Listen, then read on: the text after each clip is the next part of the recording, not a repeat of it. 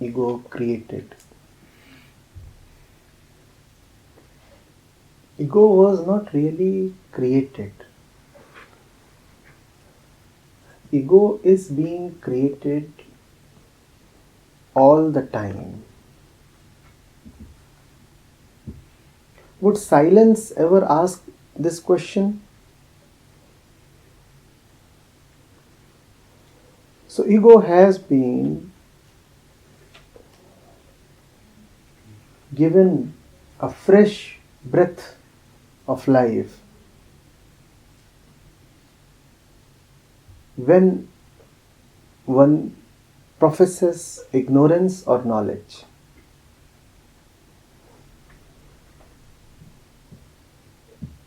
If you ask something about ego, if you say, what is ego?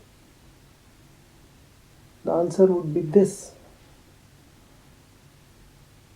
The one who is asking. The question itself is ego.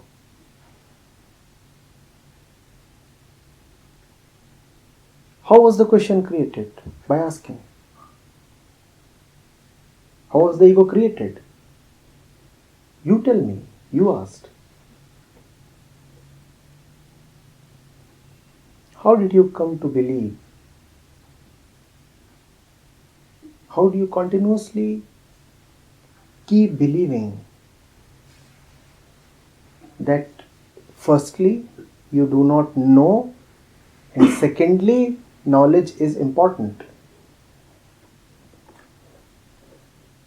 In this moment,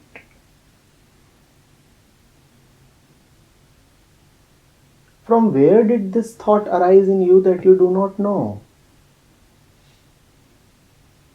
And in this beautiful moment of silence, what makes you think that something additional in the form of knowledge needs to be added?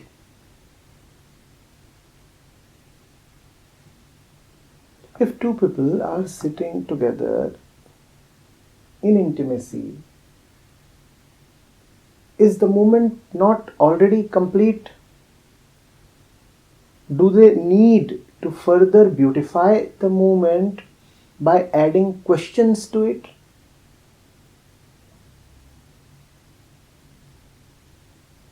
Ego is this, that which feels that knowledge is needed, that which feels that the world is incomplete, that which feels that it needs support, a beefing up, a furtherance. That is ego.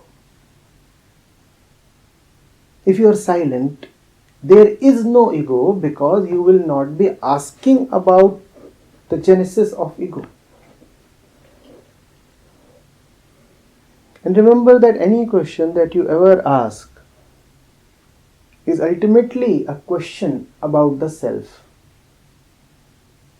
You may ask a question about nuclear technology, but if you go deeper into it, you will discover that it was a question about the self.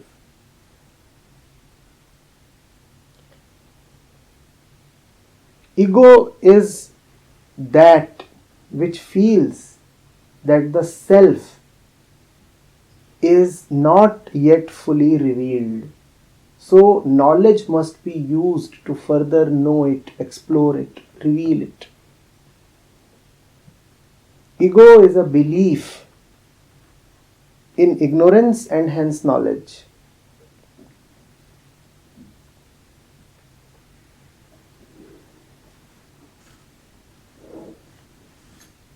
If it is not there, it is just not there. Then even the question that from where did it come is just not there. The moment this question springs up in the mind, that is the moment the ego is born.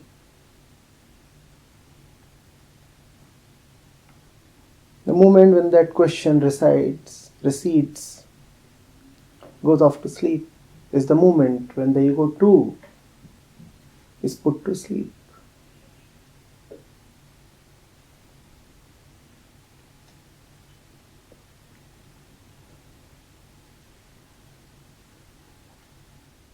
Is it conscious? Like, can we generate thoughts consciously or stop it consciously? What do you mean by we generating thoughts consciously?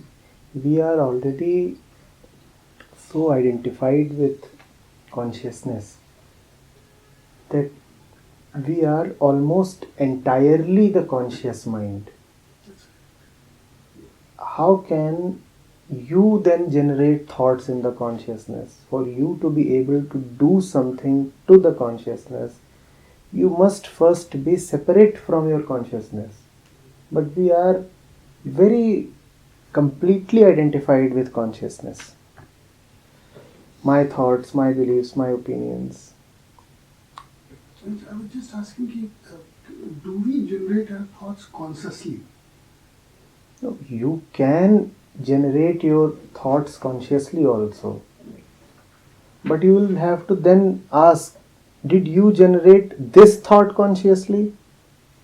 To generate thoughts consciously? Yeah. Is this also not a thought firstly? Was this done in consciousness? No, like the way we feel that I'm asking this question. Obviously, I'm asking this question consciously, the way I feel.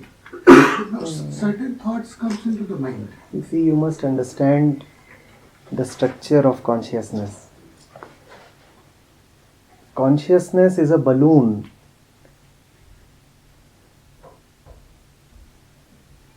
Rather a kite that thinks that it is flying freely.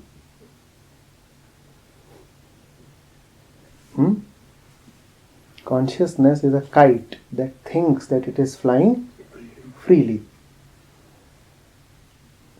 It does not know that it is being controlled by a master.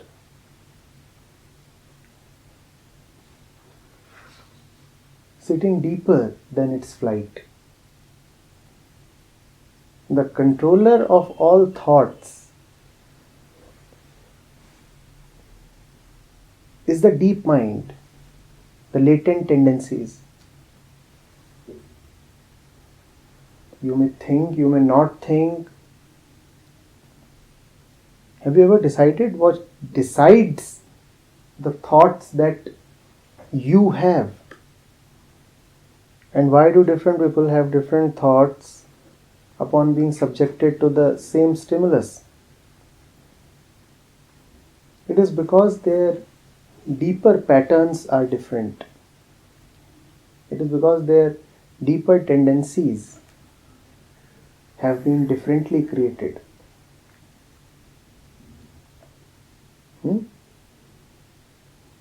Now, even the deeper tendencies are like the man who is flying the kite and who thinks that flying kite is a matter of his freedom, a matter of his choice.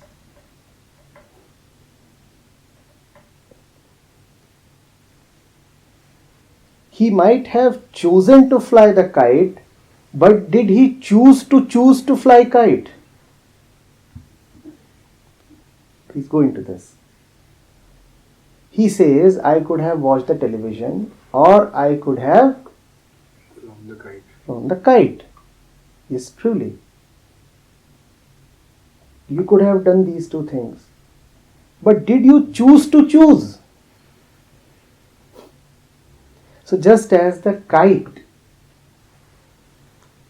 is being absurd when it thinks that it is flying freely, the man on the ground is also being preposterous when he thinks that he flies the kite.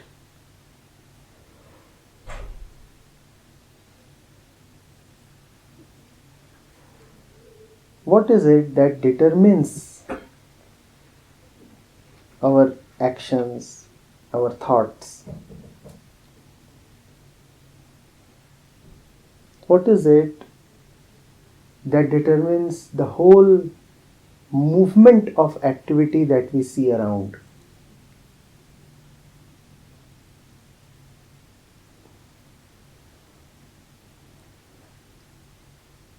whenever action happens, from where does it arise?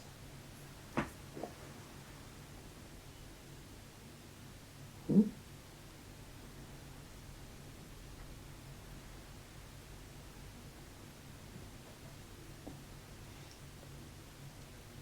That does not mean that if you answer this question, you will become in charge of the action.